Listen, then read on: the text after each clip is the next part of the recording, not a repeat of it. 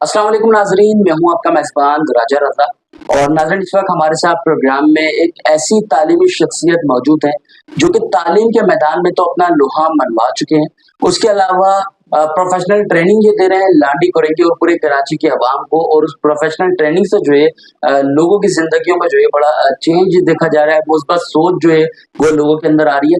वैसे तो ये शख्सियत किसी तारुफ के मोहताज नहीं है, उस्ताज़ा हैं, चाहिए लोगों को ट्रेनिंग दे रहे हैं, लोगों की जिंदगियों में चेंजिंग ला रहे हैं। तो बड़ी एक अहम शख्सियत है और इस वक्त हमारे साथ मौजूद है मिस्टर फाइज अहमद साहब, इनका नाम है। अस्सलाम वालेकुम, कैसे हैं आप? वालेकुम सलाम। मैं ठीक हूँ, आप कैसे हैं? अल्हम्दुलिल्लाह मैं ठीक। सबसे पहले बहुत शुक्रिया, आपने अपने कीमती टाइम में से हमें टाइम दिया, क्योंकि आपकी रूटीन जो है बड़ी बिजी रहती है, हम देख रहे होते हैं। फाइज साहब, कैसा लगता है लोगों के पास जाके लोगों को ट्रेनिंग्स देना, लोगों का फीडबैक आपको कैसा मिलता है, क्या लगता है?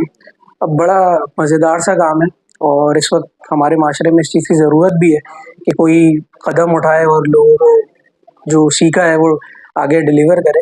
तो बहुत मज़ा है इस काम में और फीडबैक जो है वो अल्हम्दुलिल्लाह बहुत बेहतर है। जब आप किसी को सिखाते हैं ऐसी चीज़, नई चीज़ जो उसके लिए फ़ायदेमंद हो, तो आप खुद भी समझ सकते हैं कि उसका मज़ा कितना हो। भाई साहब, आपकी अपनी एजुकेशन क्या है? कहाँ-कहाँ से जो है आपने तालीम हासिल की? मैंने मैट्रिक जो है वो ब्राइट फ्यूचर स्कूल लाडली नंबर 2 से किया और इंटर मैंने एसएससीटी डिग्री कॉलेज से किया। उसके बाद मैंने अपनी ग्रेजुएशन की तालीम जो है वो उस्मान इंस्टीट्यूट ऑफ टेक्नोलॉजी से हासिल। ये जो लोगों को अवेयरनेस सेक्शन देने का जो जज्बा आपके अंदर आया, ये कैसे आया? मतलब ये कैसे आपके अंदर सोच आई कि लोगों को जो है मोटिवेट किया जाए?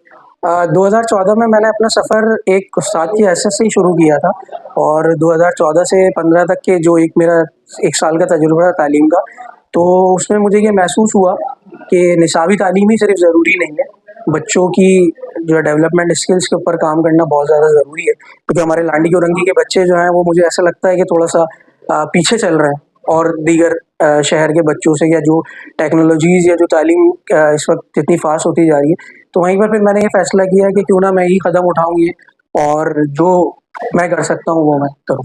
अच्छा, एज़ अ टीचर से लेके ये प्रोफेशनल लाइफ का सफ़र कैसा गुज़रा? कैसे चेंजिंग आई आपके अंदर? मैंने आपको बताया कि 2014 में जब मैंने टीचिंग स्टार्ट की थी, तो मैंने ट्यूशन से टीचिंग स्टार्ट की थी और उसके बाद फिर मैंने मुख्तलिफ़ स्कूल में टीचिंग की। तो वहाँ पर यही देखने में आया कि निसाबी तालीम तो बहुत आम है।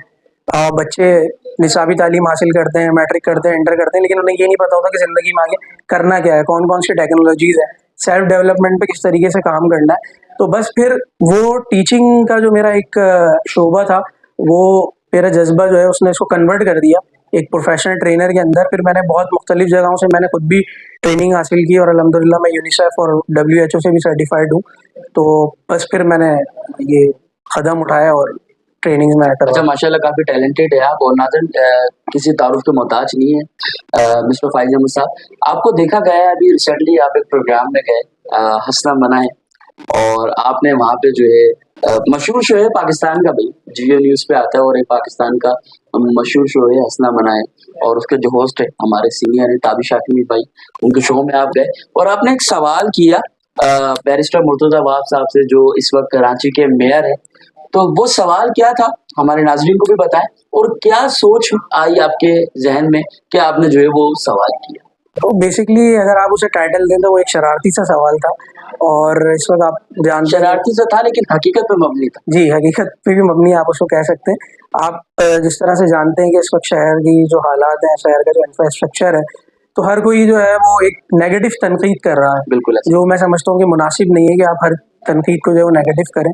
तो उस वक्त बस मेरे ज़हन में ये शरारती सा सवाल आया कि क्यों ना थोड़ा-सा हम इस सवाल को एन्जॉय भी कर लें और मेयर साहब से इसका जवाब भी ले लें। तो ये है कि वो जवाब जो उन्होंने दिया वो आप सबने सुना। सवाल क्या था, नाज़रीन भी हमारे सुन रहे हैं। वैसे तो आपकी वीडियो माशाल्लाह काफ़ी वायरल गई है, मिलियंस में उसके व्यूज़ आए। स्पेशली फाइज़ भाई का जो सवाल था, वो हँसना मनाए के प्लेटफ़ॉर्म पे एक अलग से उस क्वेश्चन को जो है वो वीडियो रिकॉर्ड करके जो है वो अपलोड किया गया है। सवाल क्या था थोड़ा-सा? सवाल बेसिकली ये था कि मैं उनसे ये पूछना चाह रहा था कि 191 बड़ा नंबर होता है या 171 बड़ा नंबर होता है? तो इस पे खैर उन्होंने तो नहीं, लेकिन ताबिश भाई ने इसका जवाब दिया कि जनरली 191 बड़ा नंबर होता है। लेकिन जो आप जवाब चाहते थे, वो जवाब आपको नहीं मिल सका। वो जवाब मुझे लेकिन ये हकीकत बात है कि कराची के हालात जो है वो बदतर से बदतर होते जा रहे हैं। इनफ के अभी सोशल मीडिया पे एक बंदे ने कमेंट किया, उसने लिखा कि भाई पहले जो है वो कराची की आवाम समंदर पे जाती थी, अब जो है समंदर जो है वो कराची आ गया।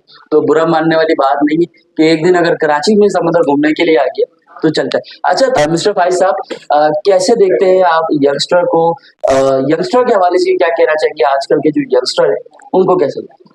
देखिए, किसी भी कौम की, किसी भी इलाके की या किसी भी ज़बान बोलने वाले की जो तरक्की है ना, वो उसके नौजवानों के ऊपर बेस करती है। बिल्कुल। अगर उसके नौजवानों को सही सिमत मिल जाए तो फिर मैं नहीं समझता कि कोई भी माशरा तरक्की से रोक सकता है। तो तमाम जो भी नौजवान हैं, उनको मैं यही बस कहूँगा कि अपनी तालीम पे फ़ोकस करें, अपनी स्किल पे फ़ोकस करें और अपने विज़न को पहचानने की ज़रूर कोशिश करें। अच्छा, आप किन चीज़ों को ज़्यादा टारगेट्स करते हैं? किन चीज़ों पे आप ज़्यादा वर्क कर रहे होते हैं अपनी स्पीचेस वगैरह में? बेसिकली देखें, इस वक्त जो सबसे बड़ा अहम जो मैं टॉपिक समझता हूँ वो टीचर्स ट्रेनिंग है, क्योंकि हम देखते हैं कि हज़ारों की तादाद में जो है वो इस वक्त प्राइवेट स्कूल्स हैं, गवर्नमेंट स्कूल मौजूद हैं, बच्चे जा रहे हैं, वही रिवायती तालीम हासिल कर रहे हैं। तो सबसे पहले जो काम करने की ज़रूरत मुझे महसूस हुई है वो यही हुई कि मुझे टीचर्स के ऊपर काम करना है। तो मेरा ज़्यादातर फोकस जो है वो टीचर्स ट्रेनिंग पे होता है, स्कूल मैनेजमेंट के ऊपर होता है और जो बच्चों की सेल्फ डेवलपमेंट है उसके ऊपर होता है। अच्छा, अपनी ये जो आप ट्रेनिंग आप दे रहे होते हैं प्रोफेशनल ट्रेनिंग, इसमें मज़ीद क्या-क्या जो है चीज़ें ऐड करने वाले हैं आप? फ्यूचर में आपको इन ट्रेनिंग में कैसा देखा जाए? बेसिकली मैंने अभी एक प्लेटफॉर्म अपना लॉन्च किया है लर्निंग हब के नाम से, और बेसिकली उसका मकसद ही ये था कि अब मैं थोड़ा सा इसको स्पीड अप करूं, जो मैं मुख्तलिफ सेशंस करवा रहा हूं और इसकी हदूद को जो है वो बढ़ाऊं। और अल्हम्दुलिल्लाह इस वक्त मैं पूरे कराची के मुख्तलिफ इदारों में ट्रेनिंग सर करवाता हुआ आ रहा हूँ। तो बस ये है कि बेसिकली हमारे जितने भी यहाँ पे खास करके लांडी गोरखी के अंदर जितने भी स्कूल्स हैं, कॉलेजेस हैं या प्लेटफॉर्म्स हैं, तो अगर हम इनके साथ मिलकर काम करें इस चीज़ को बढ़ावा देने के लिए, तो मेरा अगला फोकस, अगला टारगेट यही है कि अपनी जो डेवलपमेंट की जो ट्रेनिंग है उसको स्प्रेड अप किया जाए। अच्छा, लर्निंग हब जो आपका प्लेटफ़ॉर्म है, जो आपने लॉन्च किया है, इसकी डेफ़िनेशन क्या है? ये लर्निंग हब प्लेटफ़ॉर्म जो है वो किन-किन चीज़ों पे जो है वर्क कर रहा है? बेसिकली देखें, लर्निंग हब एक आप ये समझ लें कि ऑर्गेनाइज्ड जो है वो प्लेटफॉर्म होगा, जिसके ऊपर हमारे जितने भी असातिज़ा हैं, यानी कि आप जैसे टीचर्स ट्रेनिंग कहते हैं जी। या यंगस्टर्स या नौजवान नस्ल की जो डेवलपमेंट की ट्रेनिंग्स है वो है, और वालदैन की जो अवेयरनेस है, बेसिकली लर्निंग हब उस पर काम करेगा। और वो मुख्तलिफ प्लेटफॉर्म हो सकते हैं, स्कूल्स हो सकते हैं, कॉलेजेस हो सकते हैं या कुछ भी हो सकता है। तो बेसिकली लर्निंग हब का अगला जो टारगेट है वो यही है कि वो इन स्किल्स के ऊपर काम करे। ओके, माशाल्लाह काफ़ी अच्छा प्लेटफ़ॉर्म आपका काम करेगा लर्निंग हब। अच्छा, अभी पॉलिटिक्स को कैसा देख रहे हैं आप? जो हाल ही में पॉलिटिकल एक्टिविटीज़ चल रही हैं, इसको आप कैसे देख रहे हैं? पॉलिटिक्स तो देखिए चलती भी आ रही है और पॉलिटिक्स चलती भी रहेगी, और जब तक के मैं आपसे कह रहा हूँ ना कि लोग अवेयर नहीं होंगे, नौजवानों को विजन क्लियर नहीं होगा, तो पॉलिटिक्स में फिर आप कोई चेंज देख नहीं सकते। नहीं देख सकते। पहले हमें खुद बेहतर होना होगा, फिर फिर पॉलिटिक्स। पॉलिटिक्स चलें, बहुत शुक्रिया आपके कीमती टाइम का, आज आपने हमें टाइम दिया।